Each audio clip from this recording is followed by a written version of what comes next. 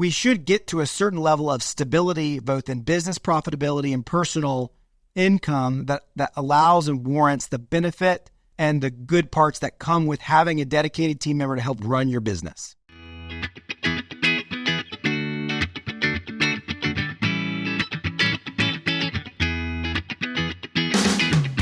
Welcome back to the Millennial Dentist Podcast, a podcast all about working smarter, not harder.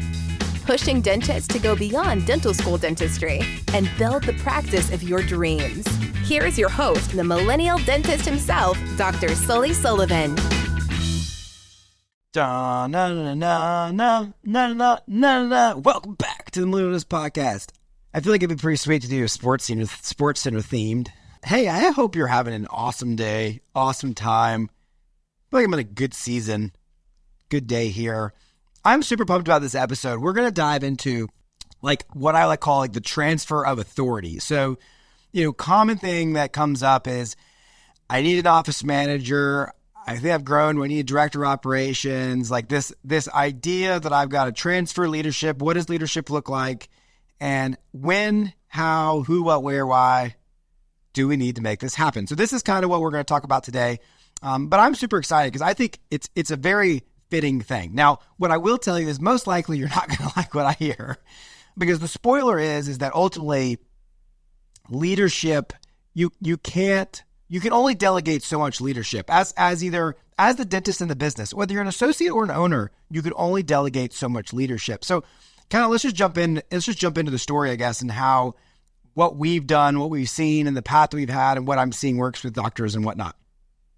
So I came into, my dad's practice in 2015, and he had a team of about 8 people, and he didn't really have an office manager. He kind of was the one, and my dad was of that era that for better or for worse, he kind of was he tried to really track his expenses, and so, to make sure that he was profitable and all those things. He did not look at numbers at all, and so he didn't really have a real good idea on the analytics of the practice. He never looked at like the P&L. He just tried to be cheap, so to speak. And then honestly, that's a bad thing. Don't hear me wrong. But if you don't understand the numbers or the things at a global business scale, it's difficult to make good analytical decisions. You make more emotional decisions. So instead of buying he would try to look for the cheapest place to buy something, maybe despite that it was more work, more time, etc. So what that did was set him up, and he was very afraid to let go of anything. That's a very normal doctor thing, right? Like this is your baby, this is your career. And so my dad was writing, and remember, this is a long time ago, but not that long ago. It makes me laugh. I love you, Dad, if you listen to this episode. My dad was cutting checks at payroll. Like literally the team members would come and wait at his door because there was no digital payroll system, and they would have to wait on payday for him to print off all the checks, sign them, and hand them their paychecks, so they could then go to deposit them at the bank. Like that was the aura of what I mean. He did all the buying himself. Like they would be sticky notes all over his desk of products that we need to order, and then he would go and search that. Meanwhile, this is a clinician, right, that has a skill set of third molars, LANAP, cosmetic dentistry. Like his time is worth a lot of money. Yet a lot of times we will jump over dollars to save pennies. So that's kind of the mentality that was having. So then I come in and I'm like, okay, well, maybe we need an office manager, right? That was what I would hear and I would see people do is they'd like a lot of these things that my dad was doing were getting delegated down to an office manager. Now, what really I think happens here is that we don't have a good term or title in our industry for it. And so we just term this person who's on some level more like a personal assistant or like an accounting bookkeeper into this title of office manager. So that the roles that really started to get delegating out are like, okay, ordering inventory, running errands, booking my travel, running payroll. And I started looking at these things as like, this seems silly to hire a person and pay them like what an office manager would cost to book my flights to CE or to run the payroll. Like there's got to be a better way to do that. So, and I think the challenge there is like we also think that they're going to, by somehow having this office manager, that now they're going to take on a role of now dealing with the drama of the practice. Like, I'm no longer going to have to intervene and be like, fire people, hire people. And you can hire these people to do these things, but you're delegating something that, in my opinion, at that point is really leadership and authority that you're going to have to carry for some time. And again, these decisions need to be based off the analytics. So like if I think about, okay, what does my team look like as I grow a practice? I'm the doctor, right? I'm going to need I need someone at the front office. I need a hygienist. I need an assistant. Like those are kind of my 3 integral team members. My 4th one I'm hiring is a treatment coordinator, a dedicated treatment coordinator, a closer. Like, why would I wait to hire a closer? The closer will perpetuate the need for second assistant. Eventually, hygiene kind of is its own thing, is its own provider. It's based off a little bit of demand of patients, which you got. So then maybe you hire another hygienist. But this office manager title, this office manager need, really, in my opinion, doesn't need to come into play until you start to get into 12, 13, 14, multiple doctors. Like there's actually things to manage in the practice. And so that's a hard thing for a lot of people to hear because you're a dentist and you're trying to make it, you're one doc, you've got a team of 7 people, and you're like, I got my office manager, I need my office manager. And on some level, all they are is a glorified front office person that maybe runs your payroll, books your travel, etc. And you're paying them an arm and a leg for stuff that really you, in my opinion, you should be doing at that point until you kind of earn the right to get to the point where you can afford to pay for that person. Because we use this in one of our bench line analytics that we look at is team payroll relative to overall collections. So, and what we want to see that number at is we believe that for a healthy general practice, fee-for-service needs to be close to 20%, PPO practice needs to be close to 25%. Now, the gurus and everything will tell you that, hey, we're starting to get more towards 25 and 30%, but I don't want to see you above 30% ever on the line of what your team payroll total costs. Now, what's included in team total payroll cost? That's going to be what you run through ADP or Payworks or whatever that is. It's going to be whatever's included in their retirement that you put in for them. Uniforms, anything health insurance, CE, anything that goes towards team compensation over a year should not go more than 30% of your overall top line collection. So if you do $1 million in a year, your team portion should be below total compensation, payroll tax, all that stuff should be below $300,000. That's a really good benchmark to judge the health of your profitability without getting into the overall overhead.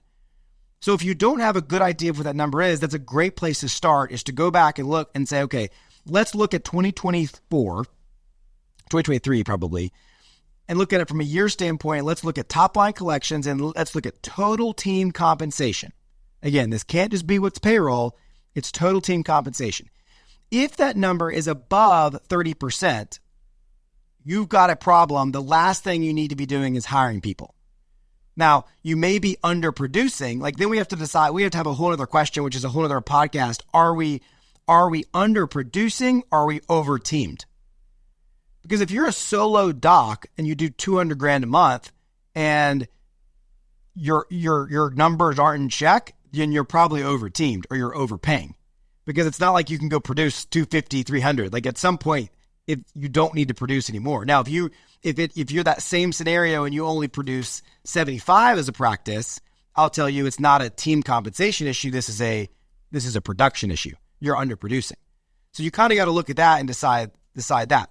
So all this comes back to say that if your numbers aren't in check, then you can't even afford on some level that's why I say you haven't earned the right to have this person to do these things. So then kind of looking back on my trajectory. So what would happen is what I did start to do is I started to see leaders in the practice start to develop. I like to call these like my ride or dies, right? The people that like naturally as you're implementing things, they catch on, they're on message, they're on brand, they represent the culture and the way you want to do things. I started giving them more responsibility. I didn't change titles. Most of the time, it didn't come with a significant increase in pay. it came with a significant increase in respect and autonomy, meaning that like we started delegating out some of the inventory ordering within reason, where and it delegation member is delegating, but also following up and keeping accountability. You can't just delegate it to somebody and then not look at it. That's abnegation. So it started delegating some of that. Then I started delegating, we kind of started developing Aubrey, who ultimately has become our director of operations. We started delegating certain things to her, right? Certain tasks about the business. Hey, can you reach out to these people, set up this meeting? Can you be involved in this meeting? We're going to have a meeting with the website company, marketing company, a new software company. Can you be involved in these things? Again, there's no title change. There's none of that.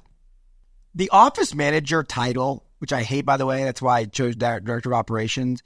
That is a title that should be 1,000% earned. If you're a team member or it should be earned. And a lot of you, what sucks is you inherited the title. You bought a practice that already had an office manager, and they're not an office manager. They're a personal assistant, or they're a front office person. And so we've got to somehow find a way to remove that title or get rid of that person. But that title has got to be earned. So what I will tell you is Aubrey was acting into, my team leaders acted as team leaders way before they got a title.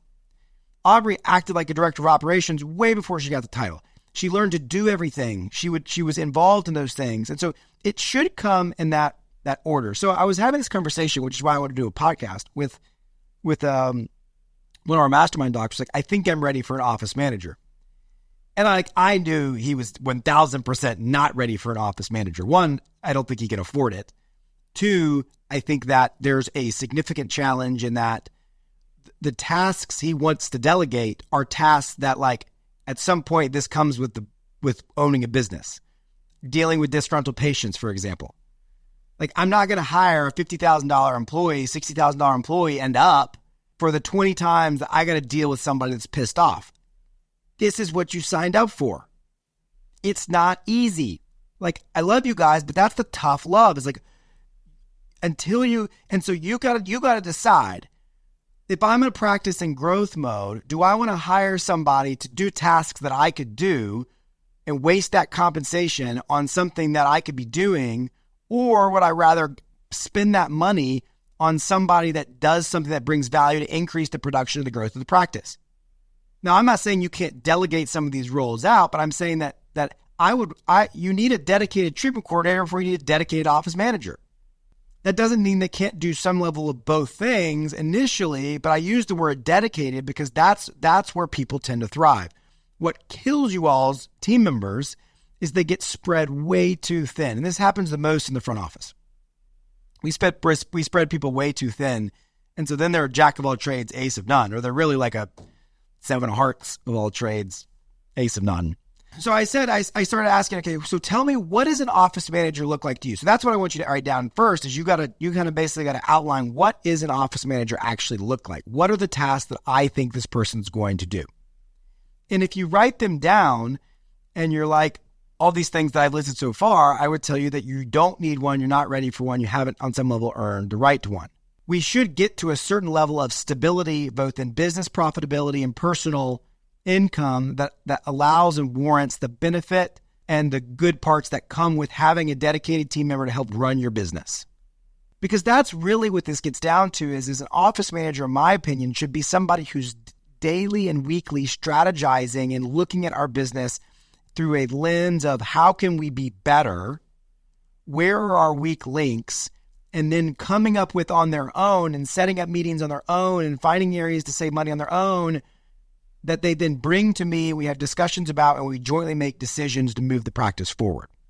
So at some point along the lines, Aubrey came to me and was like, I've now hit a wall where I struggle in moving your vision forward, is you haven't transferred the autonomy and the authority for me to make my next step in leadership.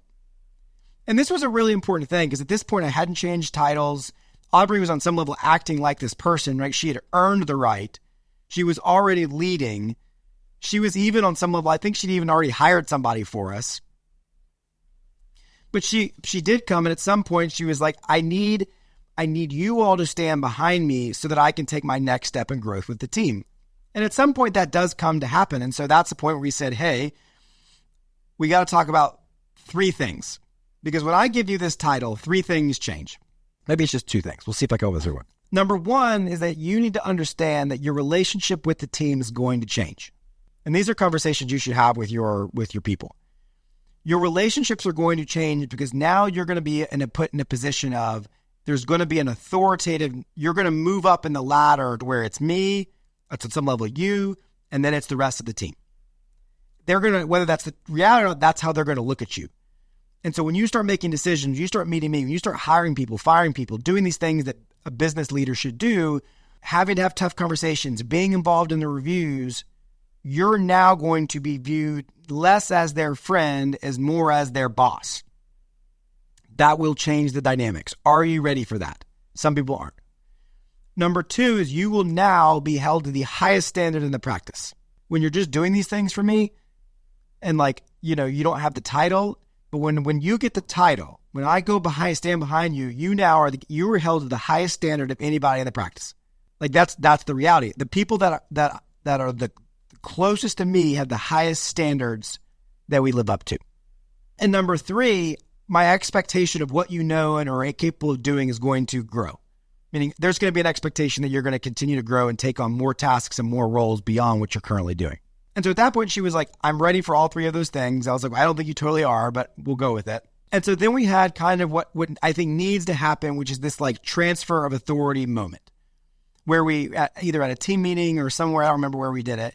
I basically said, I want you all to know that her title is changing. She's moving into another, doing a lot of the similar stuff. She's going to take on some more roles, but she is someone that I'm going to continue to look forward to help run this practice and grow this practice to the vision that Dad and I want. And it was different from that day on. That conversation, that transfer of authority was really, really important to Aubrey. Now, here's what also happened. Team members left. I don't think it was members, one specifically, and I kind of knew this was going to happen, but some people don't like when someone gets that promotion or they think they should get it, or and so the majority of the team was like, duh, she's been this person for forever already, but that also means that now that there's a falling in line, and not everybody's going to fall in line. That's the other downside to titles. So at that point, some of the things that we did, and then the question is, okay, well, once you do this, how long does it take effect, or what kind of results do we get? But I told this person, I said, it takes some time. And honestly, what will happen is your OGs, your ride or dies, they will always be on a similar plane or platform to this person. Meaning they will look to them, there should be a mutual respect, but they may have got in there before them. They may have got there at the same time.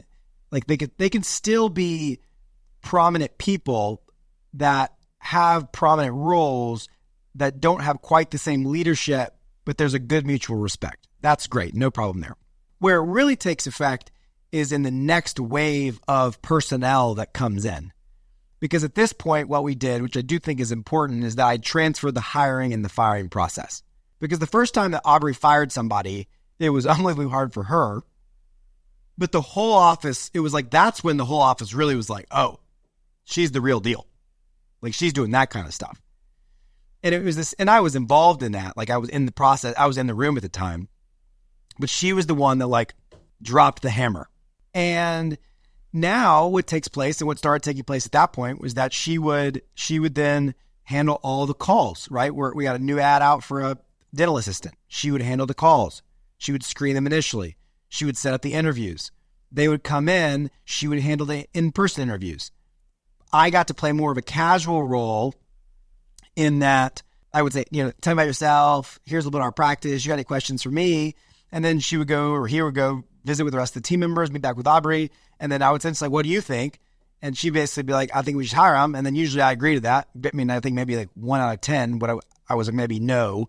And at that point, then she calls them and then she hires them. So if you're getting a phone call, not from the doctor, but now from this person hiring you, obviously you come in with a totally different mindset of who this person is and their authority.